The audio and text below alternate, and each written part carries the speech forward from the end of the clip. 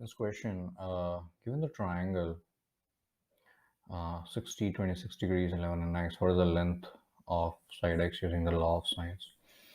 So the law of sines says that it's in the law of sines that would be x over sine of the angle which is opposite x, which is 60, is equal to y as an 11 over sine of the angle which is opposite to it, that is 26.